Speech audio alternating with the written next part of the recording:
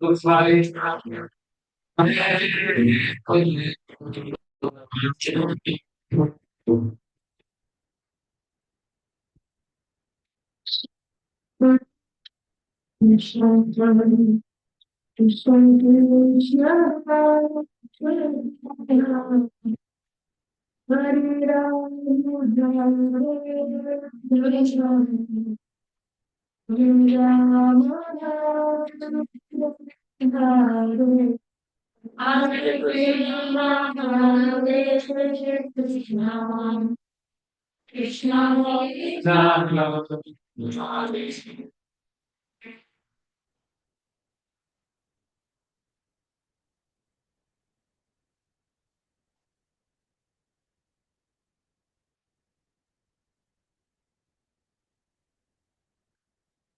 background blur as well.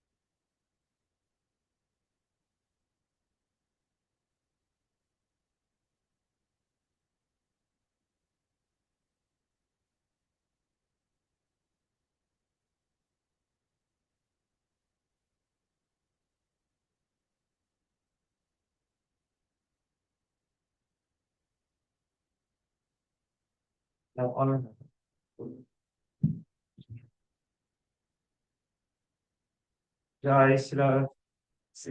Guru Maharaj की।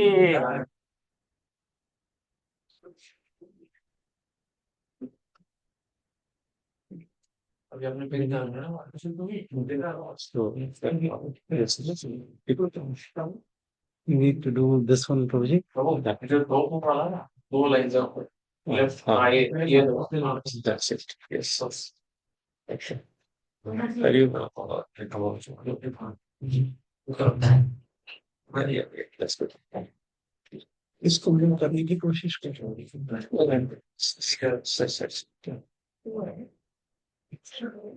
हरे कृष्ण महाराज। चलो प्रणाम। Am I audible? No, no, no. Sound. Am I audible? Yeah. Am I Yes. audible to you? Yes, Maharaj. Yes, Maharaj. Yes, Maharaj. So today we have Yes. our guest Amaglila Prabhu with me. Hare You know him or not? No, Maharaj, nobody knows.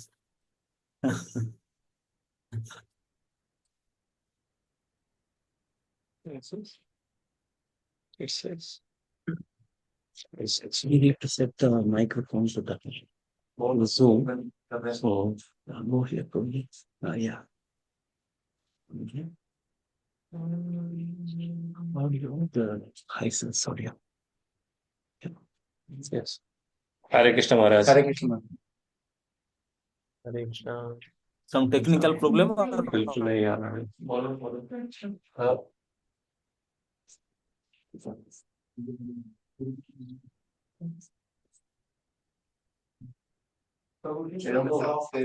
them at least. Inform them at least. Maharaj, just we are setting up this sound. We are not able to hear. Just give a second.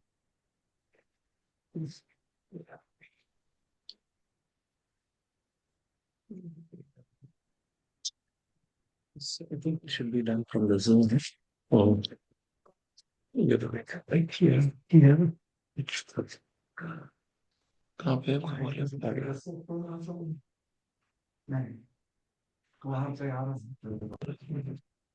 But इसमें आ रहा है, ये इसमें आएगा ना? What do you see? Oh. they are all from Australia side or Indian side? लेकिन आवाज इसमें आ रहा है ना? आवाज तो हाई सेंस में आना चाहिए।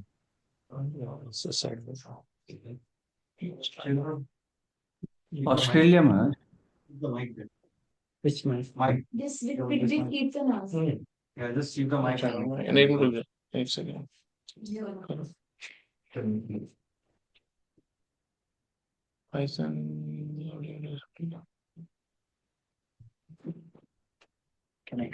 Hare Krishna Maharaj. Yes. Yes. It's better, Maharaj. Now we can hear. Sorry, Maharaj. So, okay. Hare Krishna Maharaj, thank you very much for agreeing to give us your time and speak on this occasion. And thanks to Amog Leela Prabhuji, we are very, very fortunate to have you as well. Hare Krishna. I just got him from Mangalarti. He was caught there.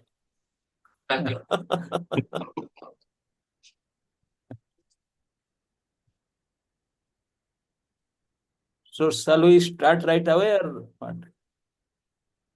Yes, Maharaj. So chief guest will start first. No, Maharaj, you'll first hear from you, Maharaj.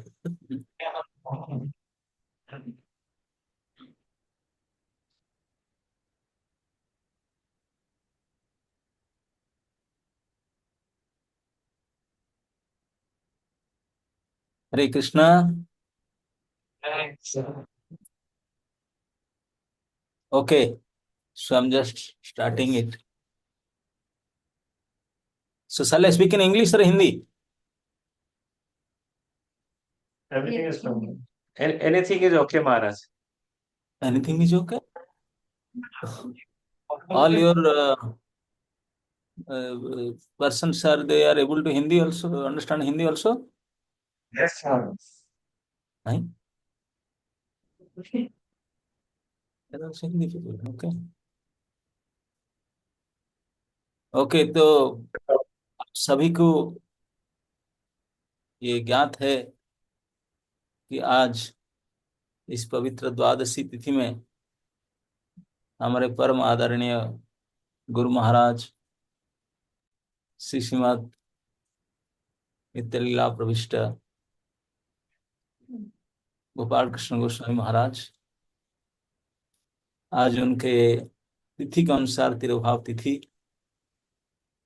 तो केवल भारतवर्ष में नहीं पूरे विश्व में जहाँ तहाँ महाराज के अनुयायीगण शिष्यगण उनके ये समाधि वार्षिक उत्सव, उनके गुणगान के कार्यक्रम कर रहे हैं।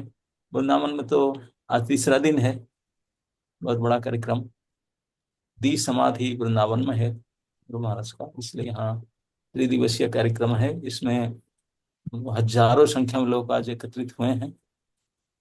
तो आप लोग भी आज के तिथि में ऑस्ट्रेलिया में, I don't know which place, Melbourne और प्लेस, सो आप लोग भी एकत्रित हुए हैं। आप लोग सो ऑफलाइन है कि ऑनलाइन है, आई डोंट नो, बट इस ओकेजन में एकत्रित हुए हैं। तो इस पावन तिथि में इस पवित्र आत्मा जो हमारे सबके आदरणीय गुरु महाराज है, उनके गुणगान में आज मंगला आरती में पहले बाद में पकड़ा गए अमरलीला प्रभु, तो मैं पहले उनको अनुरोध करता हूँ वो कुछ कहें, फिर बच्चे कुछ, हम भी कुछ कहें महाराज, फिर आप लोग कंटिन्यू करेंगे। ओके, हिज ग्रेस अमरलीला प्रभु। कृष्ण महाराज।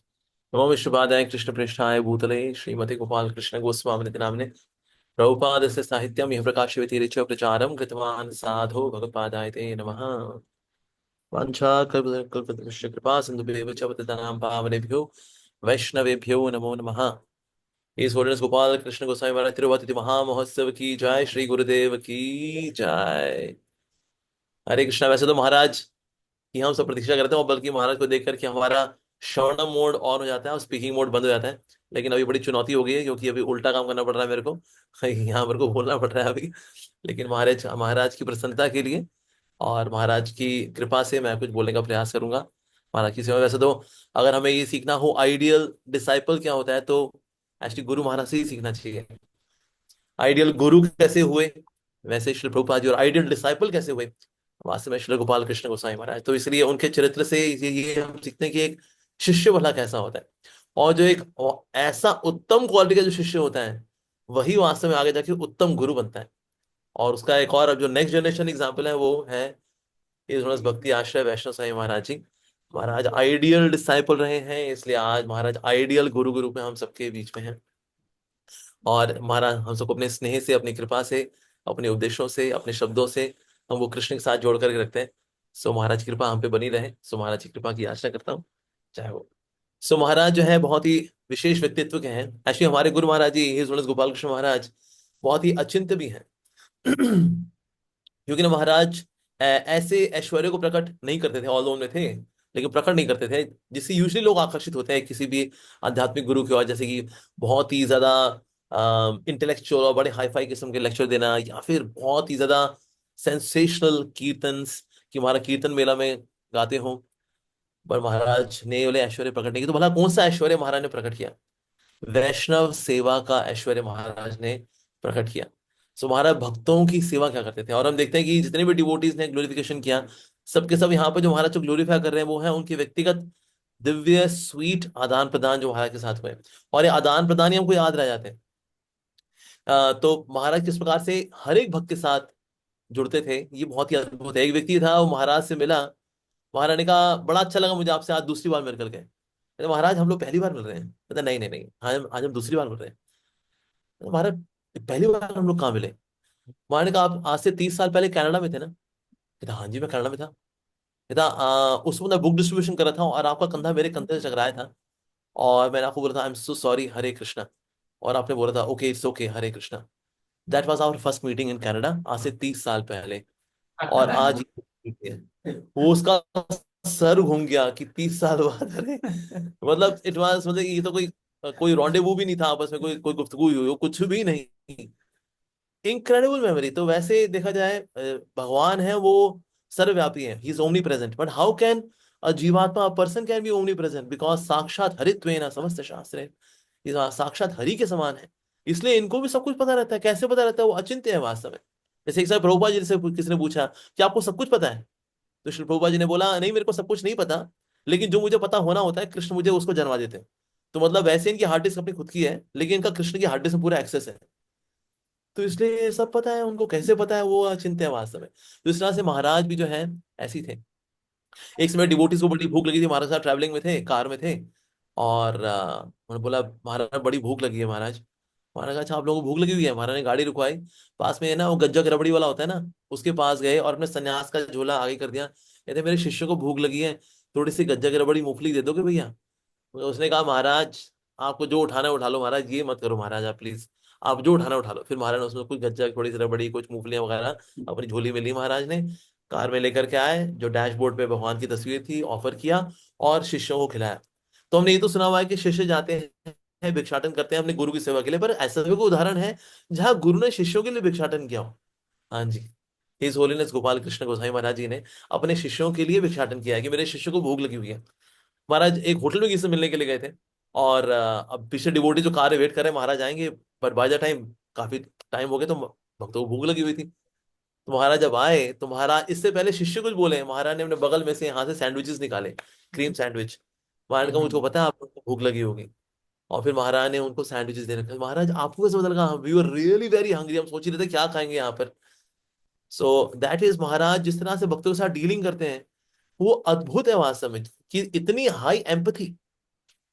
सो इनफैक्ट एक डिवोटी था, उसने महाराज के लिए ना वो केरला का जो आयुर्वेद का तेल होता है वो लेकर के आए थे। अब संभव क्या है, अब शीशे के बाहर भी तेल लगा हुआ था, तो शीशी खोलते खोलते उससे शीशी जो है छिटक गई और बाहर गिरी, जमीन पे गिरी और टुकड़े टुकड़े हो गई, सारा केरला वाला तेल जो है तितर बितर हो गया। अब ये ऐसा भी नहीं यहाँ से वहां से कहीं से भी तेल मिल जाएगा कि आपका ये तो पैराशूट तेल है, जाओ मार्केट से और ले आओ। अब ये केरला से ही आया था स्पेशली महाराज के लिए, उनके जॉइंट्स के लिए। अब उसको लगा आज तो महाराज ऐसी डांट लगाएंगे मेरे को। महाराज कहते हैं ये जो तेल बनाने वाली है जो कंपनियां हैं, इनको तेल की शीशी बनाना नहीं आता, कि जब ये शीशी खोल रहे होते हैं भक्त लोग तो शीशी छिटक करके बाहर गिर जाती है। इन लोगों को शीशी बनाना सीखना चाहिए कि भक्त लोग खोलें तो वो नीचे ना गिरे। भक्त को महाराज ने छोड़ दिया, उसको उसको लगा था आज तो ऐसी डांट पड़ेगी, ऐसी डांट पड़ेगी। अरे, और पर ऐसे नहीं महाराज के डांट नहीं लगाते थे, महाराज डांट भी लगाते थे। मैंने तो खूब डांट खाई है महाराज से। मतलब एक चीज तो मुझे कॉमन जो मिली थी महाराज से, Amogh Lila, shall I tell you something? मैंने कहा जी महाराज, you are fool number one. तो ऐसे 4-5 बार तो मुझे कम से कम ये मेडल मिला ही हुआ है, that you are fool number one. उसको याद है हमारे द्वारका मंदिर की ओपनिंग थी, तो महाराज ने एक दिन पहले मेरे को फोन किया, कहते हैं, सब तैयारी कैसे चल रही है? मैंने कहा बस महाराज प्रयास कर रहे हैं महाराज। अच्छा तुम्हें सारे वीआईपी गेस्ट को फोन करके इन्फॉर्म कर दे क्या, इनवाइट किया तुमने?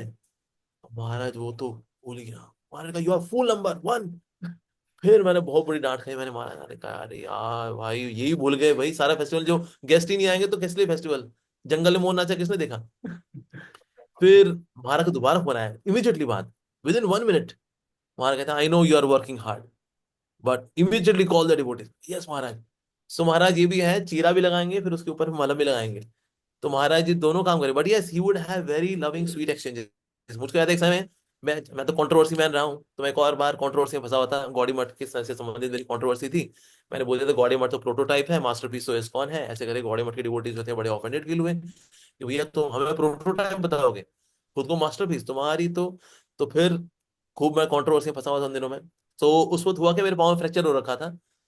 सो महाराज ने मेरे को बुलाया था, मैंने कहा फ्रैक्चर है महाराज भाई इस बार तो डांट नहीं लगाएंगे कि मेरे शिष्य की जो टांग ही टूटी हुई है उसको क्या ही डांट लगाऊं, तो स्नेह दिखाएंगे मेरे ऊपर। तो मैं गया महाराज से मिलने के लिए। महाराज ने कहा ये तुम्हारी टांग में क्या होगा? मैंने कहा महाराज क्योंकि मैं वैष्णव के चरणों में अपराध करता था इसलिए मेरे चरण गए महाराज, इसलिए मेरा फ्रैक्चर हो गया महाराज। कहते अच्छा ये वैष्णव अपराध की वजह से हुआ है तुम्हारे? मैंने कहा जी महाराज। महाराज कहते हैं तुम तो बहुत ही सस्ते में छूट गए, वैष्णव अपराध के बाद तुम्हारे साथ क्या क्या हो जाना चाहिए था, तुम्हारी से टांगी टूटी है। मैंने कहा, महाराज गलती हो गई महाराज, मुझको लगा था शायद महाराज मेरी पिटाई नहीं करेंगे, लेकिन गुरु शिष्य को ऐसे ही पवित्र करते हैं। सो महाराज हैज बीन लाइक दिस। सो इसलिए महाराज के ऐसे स्वीट लविंग एक्सचेंजेस हैं भक्तों के साथ, that devotees they always remember Maharaj. और पर्सनली महाराज एक एक साथ, जैसे एक डिवोटी था, he was travelling in train महाराज के साथ, अब कंबल से लेके था, तो फिर उसने महाराज को कंबल उड़ा दिया। महाराज कहा नहीं नहीं मुझे नहीं चाहिए, लेकिन फिर भी उसने महाराज के ऊपर कंबल उड़ा दिया। लेकिन सुबह जब उठे तो कंबल भक्त के ऊपर था और महाराज जो है जपा कर रहे थे। महाराज रात को उठे थे, महाराज ने अपना कंबल उठाया और वो जो भक्त था जो कि सर्दी के कारण कुकड़ू बना हुआ था उसके ऊपर कंबल डाला, फिर वो सो गया और महाराज रात भर जपा कर रहे हैं महाराज, ऐसा। सो इस तरह से वैष्णव सेवा का इतना उत्तम भाव महाराज के अंदर, अद्भुत। हर एक डिवोटी के साथ हमारा डील इस तरह से करते थे कि everyone is sheltered under Srila Prabhupada, ऐसा।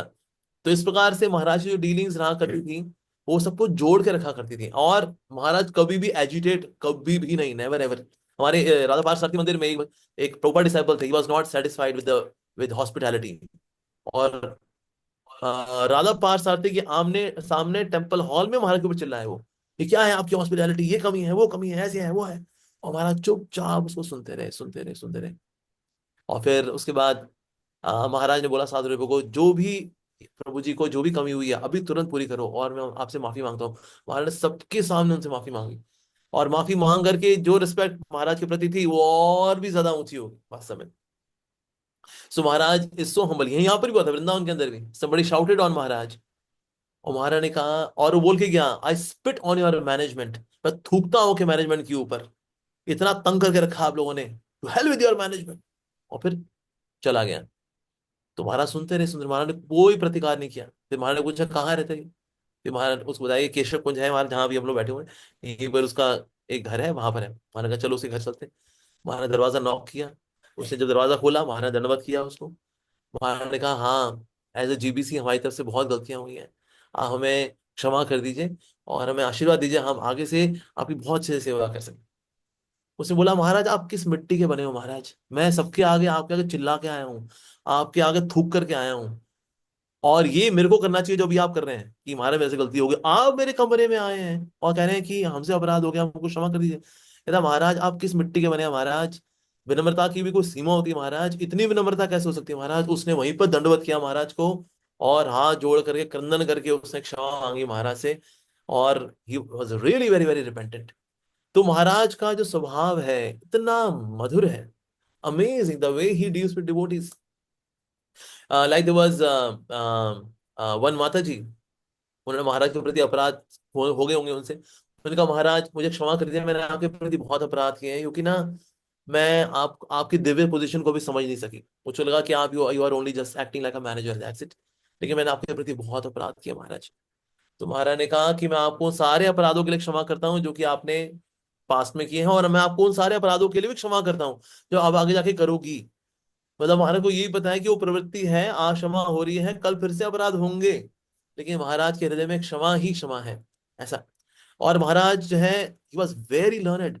महाराज के लेक्चर्स बहुत सिंपल होते थे, लेकिन महाराज वॉज वेरी लर्नेड।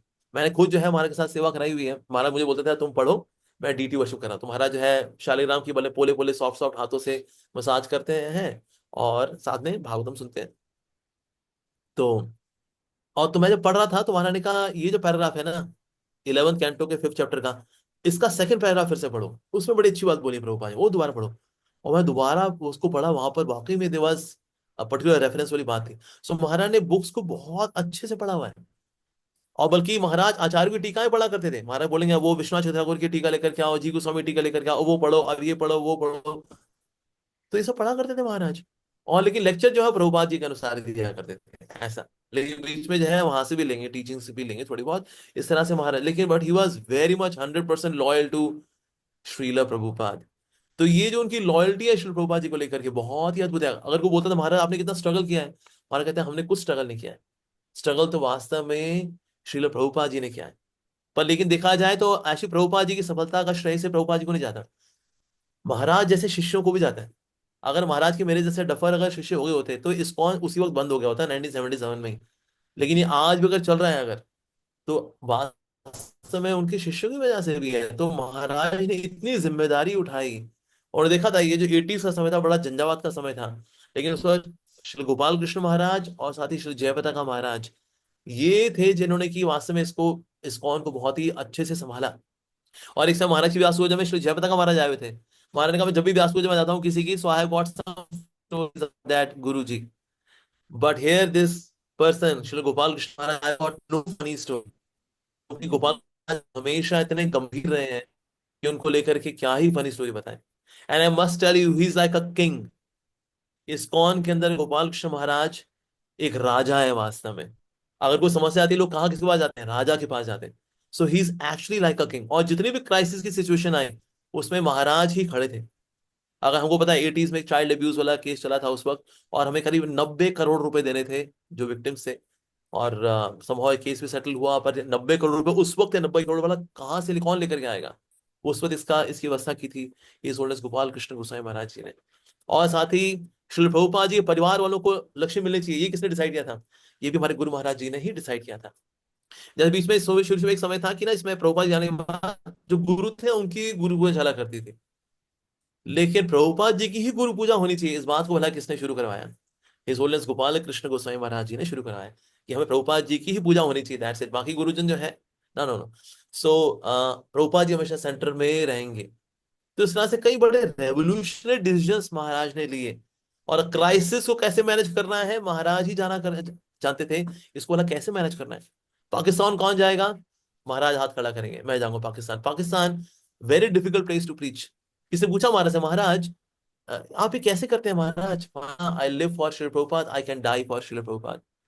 जब मायापुर में भी एक बीच में कुछ कॉन्फ्लिक्ट आया था, तो किसी ने गुरु का, महाराज मत जाइए अंदर, नहीं तो आप बचेंगे नहीं। अगेन महाराज उनको बोल के गए, मैं प्रभुपाद जी के लिए जीता हूँ और प्रभुपाद जी के लिए मैं मरने के लिए भी तैयार हूँ। और फिर महाराज अंदर गए, 1 घंटा मीटिंग हुई, महाराज बाहर आए, महाराज ने कहा इशू इज रिजॉल्व।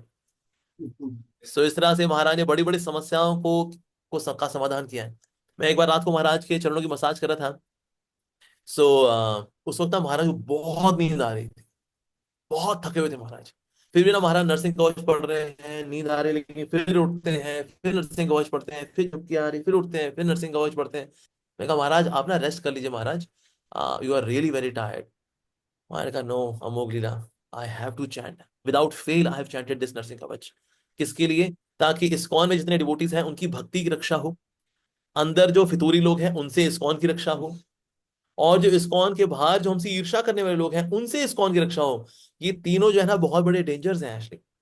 तो इसीलिए इन तीनों की रक्षा हो, तो नरसिंह भगवान से मैं प्रार्थना करता हूँ हर रोज रात को ये नरसिंह कवच पढ़ करके कि इस्कॉन सिर्फ डिसाइपल्स नहीं, जितने भी इस्कॉन के डिवोटीज हैं सबकी भक्ति की रक्षा हो। क्योंकि भक्त का सबसे बड़ा दुश्मन कौन होता है? भक्त खुद। हमें अपनी भक्ति का बेड़ा गर्क कैसे माना, इसमें पीएचडी है कलयुग वालों को। तो कब क्या कर बैठे, बाद में सर पे हाथ फेरता, क्या ये क्या कर लिया यार उस वक्त। तो हम कभी प्रोवोक हो करके कुछ ऐसा ना कर बैठे हैं कि भक्ति में हमको पछतावा ही रह जाए, बस ऐसा कुछ करना बैठे, फ्री विल का अपना मिसयूज ना कर बैठे। तो वो रक्षा करने के लिए महाराज प्रार्थना करते हैं नरसिंह भगवान जी से। और साथ ही इस्कॉन की रक्षा भी हो। कोई अंदर भी ऐसे लोग होते हैं कि यार कुछ भी हो, इस्कॉन को हमें करना है, और बाहर के लोग भी हैं। सो महाराज वुड डू दिस। एक बार महाराज के मसाज करा तो महाराज कहना, अगर छोटी उंगली के बगल में ना छोटा सा नाखून नहीं करा था कभी कभी, राइट, और अगर उसमें आपकी चप्पल रगड़ जाए ना, दर्द के मारे मतलब चीखें निकल जाए किसी की। तो मैंने देखा महाराज का ना साइड से निकला हुआ है, तो मैंने कहा महाराज मैं नेल कटर से इसको काट दूं? वहां कहते हैं हाँ इसको काट दूं। अब मैंने कहा कि नेल कटर से थोड़ा सा डीप में काटा ताकि उसका हेड बाहर ना निकला रहे, ताकि चप्पल में लगा अगर रब हुआ तो फिर से बहुत दर्द होगा। तो मैंने नेल कटर को हल्का सा अंदर करके मैंने काटा। तो काटा तो ना उसमें हल्का सा फ्लैश भी था एक्चुअली। तो महाराज ने बोला कृष्णा। आई am so sorry Maharaj, I am so sorry. मैंने डीप से इसलिए काटा ताकि बाहर उसका असर ना रह जाए उस नाखून का। मैंने कहा no no it's okay, I understand अमोघिला, आई अंडरस्टैंड। मैंने कहा पता है ऐसे गुरु को कष्ट कब आते हैं? जब शिष्य नियमों का पालन नहीं करते, अपनी 16 माला का जप नहीं करते, तो इस प्रकार से गुरु को कष्ट लेने पड़ते हैं।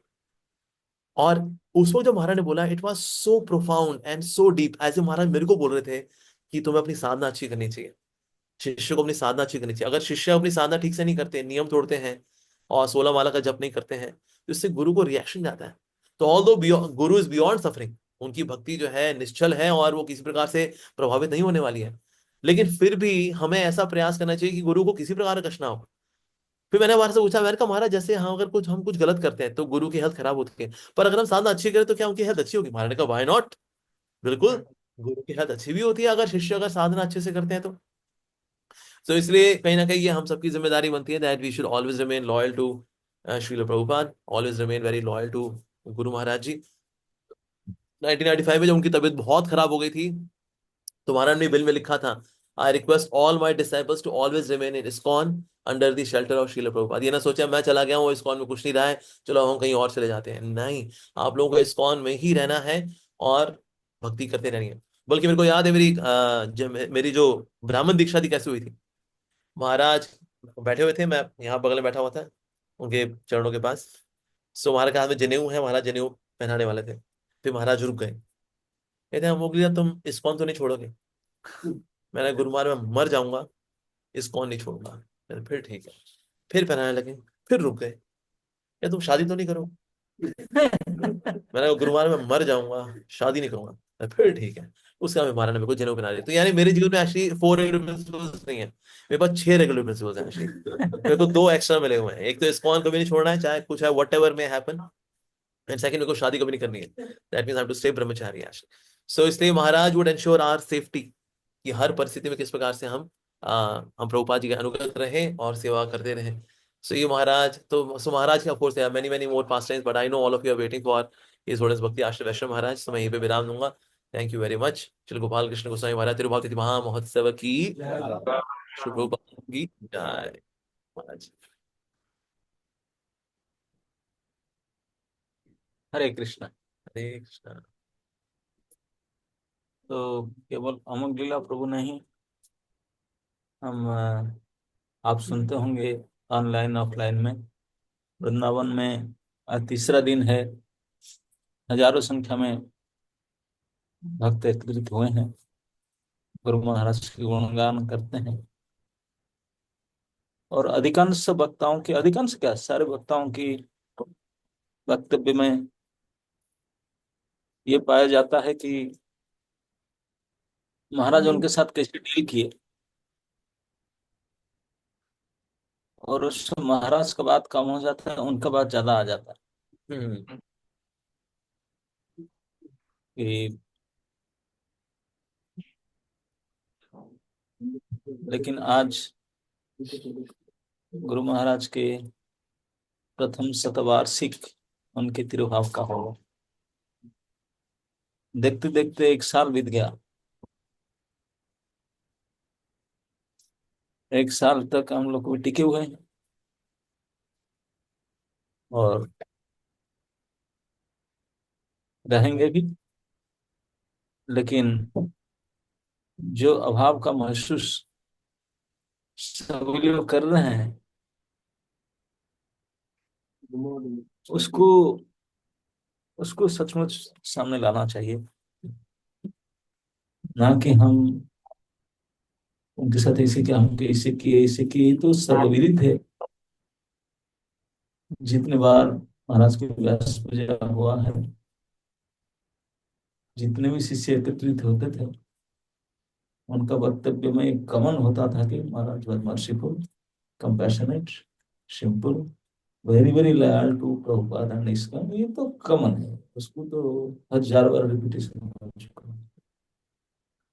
ये तो उनका पर्सनालिटी में भरा ही था, नक्शा और this the day he joined, before meeting Prabhupada, he started his menial service, and continuity his last breath, the responsibility he has taken. लेकिन मेरे मन में एक दिन से विचार चल रहा है कि प्रभुपाद थे, उन्होंने ऐसे ऐसे व्यक्तित्व को बना करके चुन करके इसको देकर तो उन्होंने गए। गुरु महाराज भी गए, अभी इतना लंबा समय तक तो प्रभुपाद जी उनको जमींदारी दिए थे। ये वृंदावन मंदिर 3 बार बनेगा नहीं बनेगा बनेगा, डेट कर नहीं पा रहे थे। प्रभुपाद जी ने गुरु महाराज को वहां से भेजे, पूरी जीबीसी बना करके यहाँ से जीबीसी वहां से जीबीसी बंद करके बोले इंडिया जाओ, वृंदावन मंदिर में उसको कंप्लीट करवाना है। तो और तभी कुछ भी समस्या आता था उनको बुलाओ, जैसे भी करके करते थे। और उनके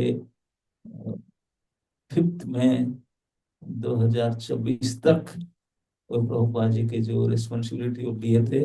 और अंतिम श्वास ब्यूरो मीटिंग में, ऐसा नहीं मैनेजर में managing, till the last breath, वो ब्यूरो मीटिंग में चेयरपर्सन थे और उसी को अच्छा अटेंड करने गए थे। यद्यपि सारे डॉक्टर्स मना किए थे कि ना, और आपका शरीर इतने नाजुक है, अभी जाना उचित नहीं। बोला आई एम द होस्ट, मैं किसी नहीं जाऊंगा। और माइक जो ऑन जैसे अमूल्य थे, उनका कथन वो करनी एक था, वो कहते थे कि I am living for Prabhupada, dying for Prabhupada, proved it. And he gave his body when we were chairing the meeting। और जब लास्ट तिथि तिथि था उनके नित्य लीला में प्रविष्ट करने के पहले, वो रेजिग्नेशन लिखने, तो पहले को रेजिग्नेशन लिखना को सोच रहे थे, वो भी रिजाइन करेंगे क्या, बिकॉज शरीर बिल्कुल अभी हो चुका था, कभी now he cannot attend any meeting, so he wrote his resignation. उन्होंने नित्य लीला में प्रविष्ट करने से पहले और विल और रेजिग्नेशन ने दो काम जरूर की थी। मैं सो जेंटलमैन, इतने भद्र थे, उनका साथ जितने जितने हजारों के भक्तों का साथ उनका व्यवहार हुआ है, सभी के हृदय को छुए उन्होंने, केवल उनका भद्रता के कारण।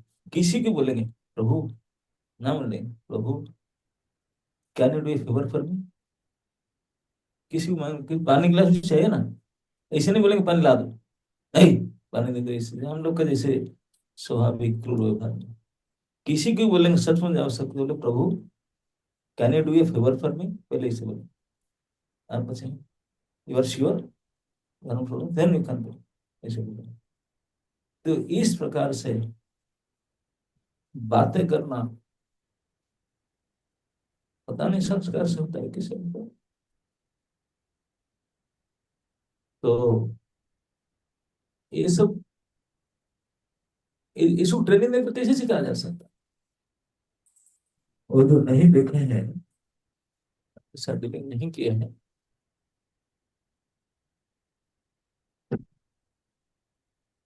इस व्यवहार को ऐसा नहीं कि को प्रैक्टिस करके पा जाए, संभव नहीं। क्या है? मैसेज कर दूंगी, वॉइस ठीक आ रही है। उसकी बैटरी कम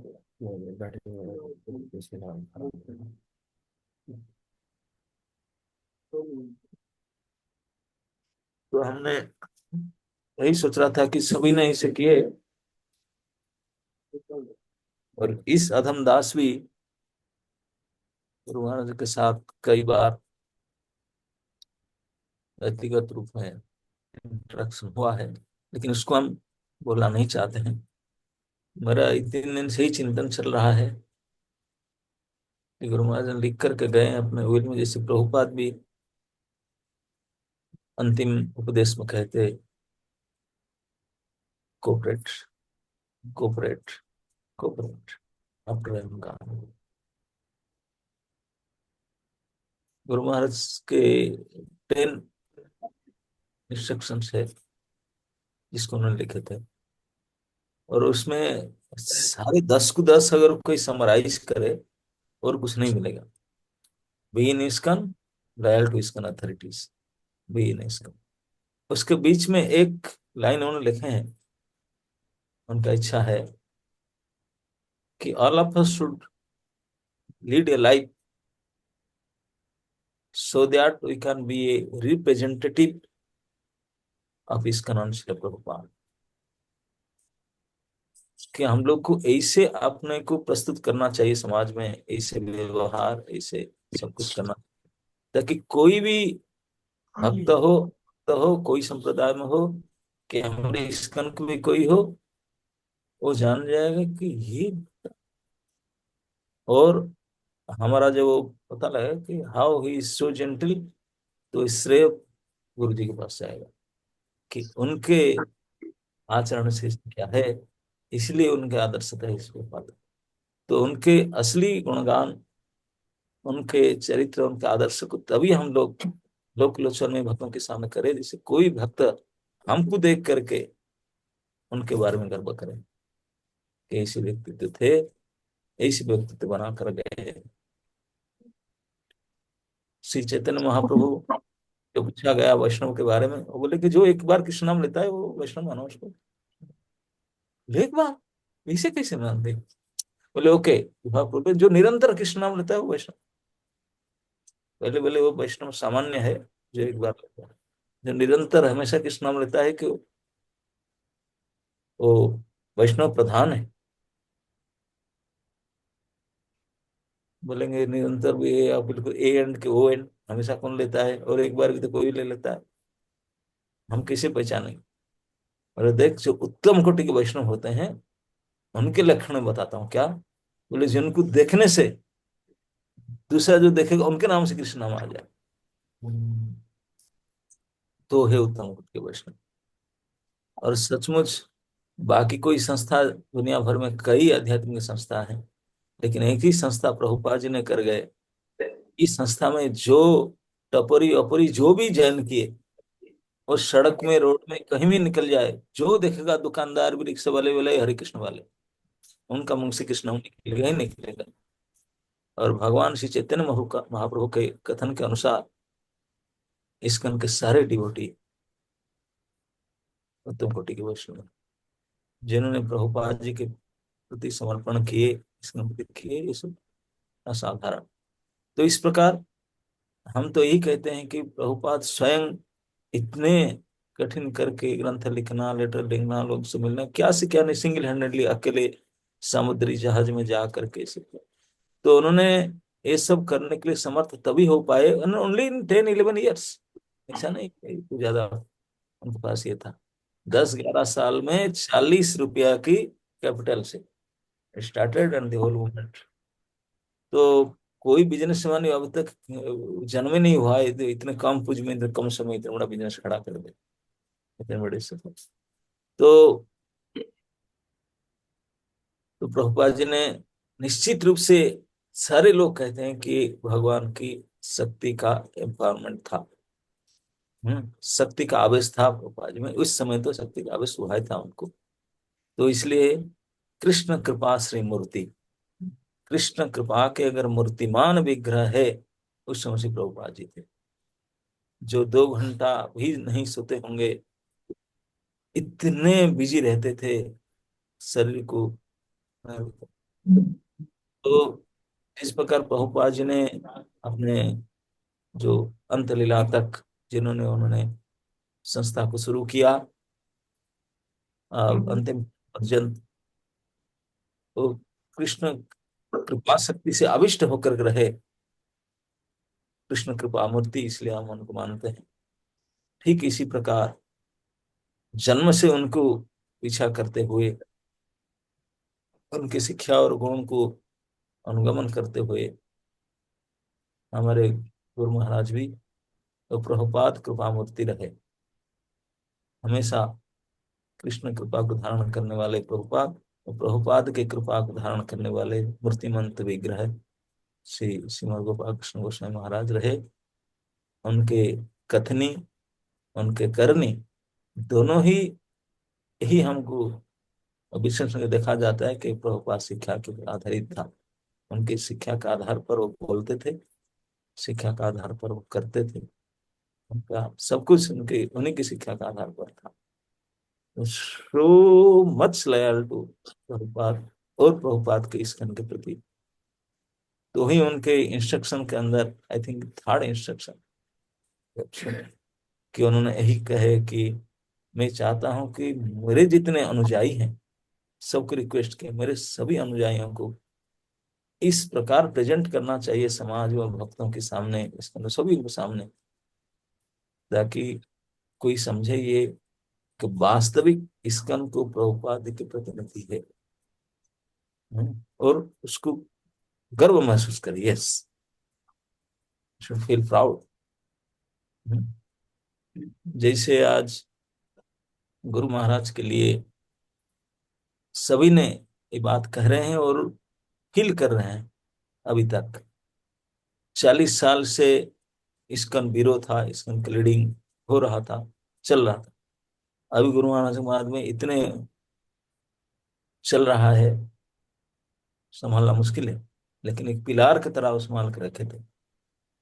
और ऐसा नहीं कि केवल आधार से उन्होंने जो नजदीक से उनको देखे हैं, हम तो कई बार नजदीक से देखे हैं, और उन्होंने अंदर में इतने हाई रिस्क, इतने हाई लोडेड थे रिस्पॉन्सिबिलिटी में, उनको नींद पर क्या होगा शरीर के बारे में चिंता उनको कर नहीं सकते थे। अकेले में करके बैठे थे, कोई बात तुरंत रो पड़ते थे। अभी सब मार के होंगे हठात, क्वाइट इमोशनल सेटल क्राइम। और फिर जब देखेंगे हम लोग को, फिर रोक लेंगे, अपने आप को संभाल लेंगे, रोक लेंगे। क्यों? क्यों? जब देखते थे इसके में जो आशा नहीं करते थे इस प्रकार होता है, कई लोग इससे कर रहे हैं, तो उनको बहुत दुख लग रहा था, लेकिन दुख को सहन करते, प्रकट नहीं करते थे। और भगवान के सामने, प्रभुपा जी के सामने जाकर बारंबार प्रार्थना करते थे कि नहीं होना चाहिए। इसी के लिए प्रार्थना करते थे और रोते थे। कहीं भी, चाहे दिल्ली में रहे, बम्बई में रहे, यहाँ रहे, बैठे बैठे पूरे सभी का लोड लेकर के सोचते थे और सबके लिए प्रार्थना करते थे। तो उन्होंने अपने लिए नहीं जी रहे थे, पूरे सोसाइटी के लिए, भक्त समाज के लिए, और जो उनके अनुयायी है उनके लिए तो पूरा बेड़ा गर्क करके उठा पड़े। तो अभी हम लोग का उत्तरदायित्व है, जो हम लोग थोड़े बहुत सबका सामना के बोलते हैं कि हम उनके शिष्य है, हम उनके अनुयायी है, ये कहने से पहले हमको 10 बार सोचना चाहिए कि हम बेशर्म तो नहीं है। इतने बड़े व्यक्तित्व की, भद्रता की, अनुकंपा की, और अक्लांत परिसहनशीलता आदि का जो आप रिप्रेजेंट करने जा रहे हैं, मेरे अंदर कुछ है कि नहीं उसके, उनके कहने के लायक, मैं उनका शिष्य कहने के लायक कभी हूं या नहीं? वो तो एक्सेप्ट कर लिया हम, जैसे ही आज जी बोले चलो भाई, लेकिन हमको एक्सेप्ट करके छोड़ के अब हम ये रहने के लायक है या नहीं? एटलीस्ट दुनिया को दिखाने के लिए हमारा व्यवहार, हमारा आचरण ऐसा होना चाहिए कि देख कर लोग बोले यस, ये कम से कम लगता है कि उनके शिष्य होगा, उनके अनुयायी होगा। तो इसके द्वारा उनका नाम रोशन होना चाहिए, उनके द्वारा लोगों को उनके गुण की याद आना चाहिए और उससे गर्वित होना चाहिए। अगर हम लोग का अपने बचे कुछ इस कर्म के जीवन में अगर ऐसा कुछ नहीं कर पाए, ताकि हमें हमारा कथनी में, हमारे करने में गुरु महाराज को जो सुनेगा वो गर्वित महसूस करे, उनको गुणगान को याद नहीं कर पाया, तो we cannot be a perfect follower of such a perfect follower. वो जैसे परफेक्ट फॉलोअर थे, अगर हम लोग उनके परफेक्ट फॉलोअर बन पाए, दैट इज समथिंग।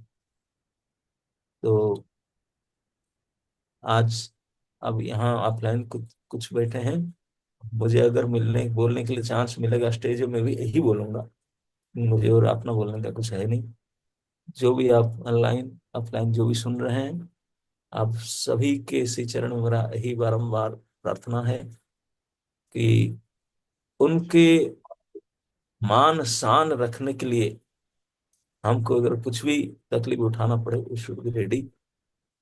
कितने भी सहन करना पड़े, कितने भी अपमानित होना पड़े, कितने भी कठिनाई के सामना करना पड़े, तो उनके खातिर, उनके शान को रखने के लिए हम लोग दूसरे के सामने उनके मान को बढ़ाने के लिए ऐसे व्यवहार करें, ताकि उनका नाम रोशन हो, उनके नाम में कोई हम लोग बोले अरे उनके, ऐसा नहीं होना चाहिए। इसके लिए भरसक प्रयास करना चाहिए, ताकि हमको देख करके उनके गुणगान हो, क्योंकि वी आर हिज प्रोडक्ट। तो हमारा ये जो गर्व है, दूसरे थर्ड पर्सन भी हमको देख करके इसे गर्व कर। तो गुरु महाराज ने अपने अंतिम लीला को, जैसे वो कहते थे कि मैं प्रभुपाद सुना सुना हूं, preacher should die in battlefield like front line soldier. हम वैदिक शास्त्र से देखे हैं कि जितने बड़े बड़े महाभागवत हुए हैं, महाभारत आदि, कोई उससे पहले भी, जब उनको पता चलता है कि ना रिटायरमेंट अंतिम क्षण, सब उत्तर दिशा पर जाते थे, भारत के वर्ष के उत्तर दिशा पर, क्योंकि वो देवस्थल है। इवन पंचु पांडव भी, उनके महाप्राण उत्तर दिशा पर थे। ध्रुव महाराज के, तो जितने प्रहलाद, जितने सब हो गए महाभागवत गण, अंतिम समय में उत्तर दिशा की ओर चलते। वही तपस्या क्षेत्र है, वही देवभूमि है, वहीं से गंगा जमुना पावन नदी निकला है। और शास्त्र में ये है, अगर कोई भूमि गंगा और जमुना के मध्यवर्ती हो तो उसका जैसा पवित्रतम भूमि हो नहीं सकता। ये प्रकट प्रमाण है शास्त्र में, गंगा और जमुना के मध्यवर्ती। और देहरादून ऐसी जगह है जो बाकायदा आप देख लीजिए, मैं आप खोल करके, गंगा जमुना के मध्यवर्ती। और केवल गंगा जमुना के मध्यवर्ती नहीं है, संपूर्ण देवभूमि का राजधानी है। और देहरादून नाम पड़ा था द्रोणाचार्य से, द्रोण तपस्थली। ब्राह्मण श्रेष्ठ द्रोण,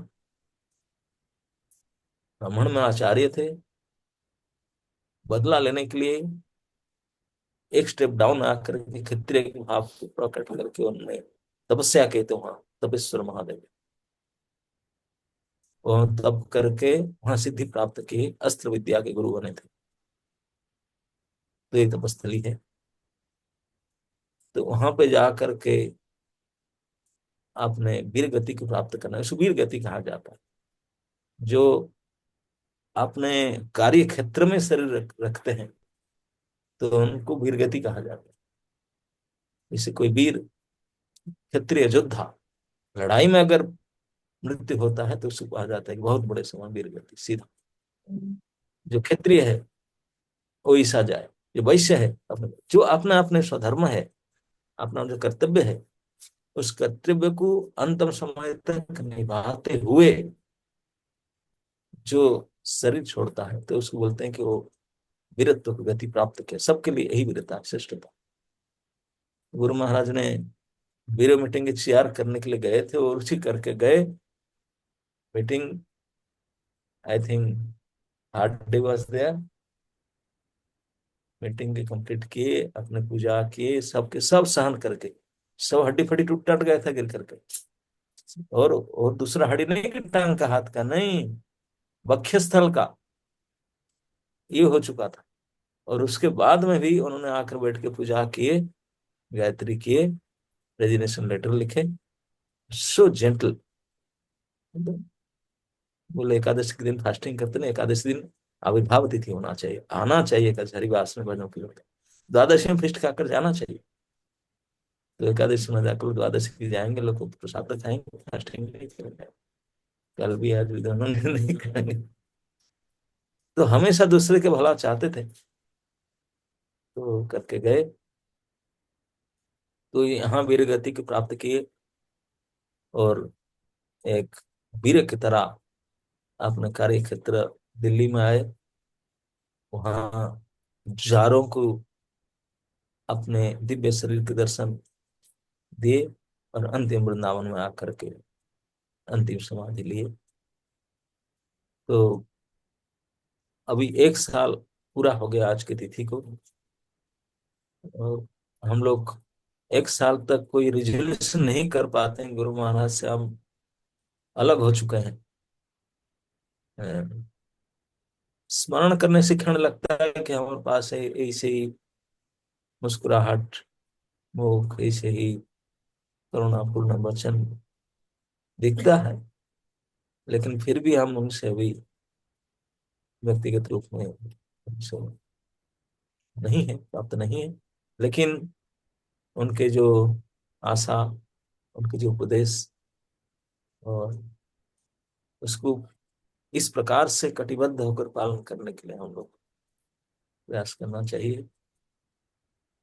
पिछले साल के इसी तिथि के दिन मेरा भी हृदय का थोड़ा बड़ा गंभीर समस्या चला। 3 तारीख के दिन गुरु महाराज ने गिरे। 3 तारीख दिन मुझे हार्ट अटैक का, जब मुझे, लेकिन मैं समझ नहीं पाया, मैं बुखार ही चल रहा था। मुझे डॉक्टर लोग आए, ट्रीटमेंट करने लगे इधर उधर करके, इसी रूम में था 3 तारीख। और अगर 3 तारीख में चला जाता तो शायद मुझे स्टैंड फैंड नहीं लगता, कुछ ठीक ठाक हो जाता। मैं पहचान ही नहीं पाया क्या है। हार्ट के पेन हुआ, मैं सबको बोला, जिसको बोला ना वो पकड़ पाया ना मैं खुद पहचान पाया। सेकंड डे अगेन, तब भी मैं नहीं पहचान पाया। जो मुझे मेडिसिन दे रहा था ही वॉज ए कार्डियोलॉजिस्ट, और हृदय के डॉक्टर थे ना, वो भी पहचान पाए। और बाकी जो मेडिसिन वो भी नहीं पहचान। तीसरा दिन तो हमारा हरिबोल होना था, लेकिन मेडिसिन नहीं मिला, इसलिए हम गए फरीदाबाद।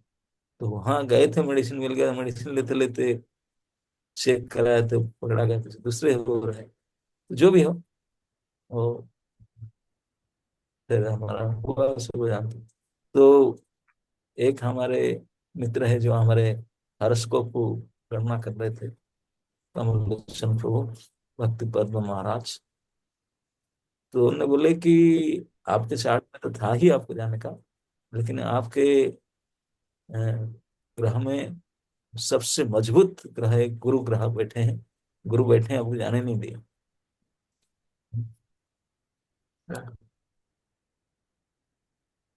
अब जब मैं बात सुना हूँ तो सही बात है, मुझे रख करके वो चले गए,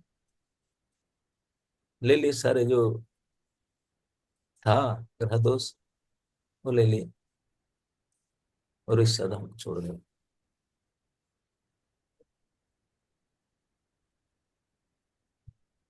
मुझे 2 दिन के बाद ही मैसेज आया कि मास्टर था, वो बोले थे किसी बताएं क्या करें। मुझे पता था जाने से पहले महाराज गिर गए थे, क्या हुआ। अब मुझे स्थिति में नहीं था कि पूछने के लिए फिर क्या हुआ।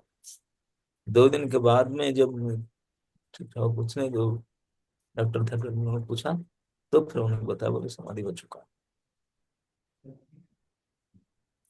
तो इसलिए जो वृंदावन में रियल समाधि उत्सव हुआ था, तो मैं उसमें उपस्थित नहीं हो पाया था। तो इसलिए वार्षिक उत्सव के लिए मैं आया था। हम्म। तो इसलिए यद्यपि हमको गुरु महाराज जब थे, उन्होंने सैकड़ों बार बोले, टेक रिस्पॉन्सिबिलिटी, टेक रिस्पॉन्सिबिलिटी। मैं ये प्रार्थना कर रहा था कि जब तक आप हैं हम आपके साथ रहेंगे, आप दीजिए, फिर हम आगे हैं। दीक्षा देने के लिए, दूसरे को, शिष्य को ग्रहण करने के लिए गुरु महाराज बार बार बोलते थे। हम वही अंतिम में रोहिणी में तो फोर्स करके बोले, मेरे कुछ करो टील कार्तिक।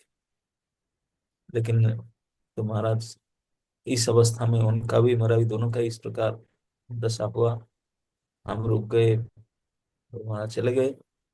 तो फिर हम सोचे कि नहीं, तुम सो, मैं तो समाधि दर्शन नहीं कर पाया। तो जब तक उनके वार्षिक उत्सव देख लें, तब तक हमको भी स्टेप नहीं लेना चाहिए। तो विधिवत रूप में, और मैं हमारे सीनियर गुरु प्रबोधानंद सर से पूछा कि उन्होंने भी यही कहा, बोले तो तो हमको तो थोड़ा ज्यादा रिस्पॉन्सिबल लगता है कि गुरु महाराज अगर हमारे कर्म को लेकर के गए हमको छोड़ करके, तो हम क्या इस बचे कुछ जीवन में कुछ ऐसा कर पाए ताकि उनको ये प्रसन्नता हो, और बाकी उनके जितने अनुयायी है उनको भी प्रसन्नता हो। मेरा सामने सबसे बड़े चैलेंज है। उसके लिए भी उनके चरण की आशीर्वाद की शक्ति और कृपा को भीख मांगता हूँ और पता नहीं मेरे मांग से सैंक्शन करेंगे नहीं करेंगे, इसलिए आप जितने भी अनअप्लाइड सुन रहे हैं आप सभी प्रार्थना कीजिए ताकि मुझे कुछ करोड़ों हिस्सा उनके कृपा प्राप्त हो, ताकि उनके अंतिम इच्छा में पूर्ण करने के लिए समर्थ होने के लिए प्रयास करता हूँ। परम पूज्य श्री श्रीमद् गोपाल कृष्ण गोस्वामी गुरु महाराज की समवेत भक्त वृंद की जय। His Holiness Bhakti Ashraf Vaishnav Swami Maharaj Ji ki jai. Srila Prabhupada ki jai. जय। Okay Shri Ram Prabhu. Hare Krishna Maharaj, thank you very much for giving us your time. And today is such a auspicious occasion, and we are starting the celebration with your katha. And yes, I mean, I understand that you very nicely explained the what the mood of a disciple should be. And now that uh, from this now time onwards, everyone have got the extra responsibility how to behave among ourselves and outside, that we are representing our Guru Maharaj. Thank you very much for your time and thank you for your blessings. And Amog Lila Prabhuji, I would like to thank you as well for giving us association. And very nicely you explained about the Guru Maharaj quality through the past times. Those are the very rare nectarian drops. Thank you very much for your association time. Hare Krishna. Thank you very much for inviting me. Hare Krishna. Hare Krishna. Hare Krishna.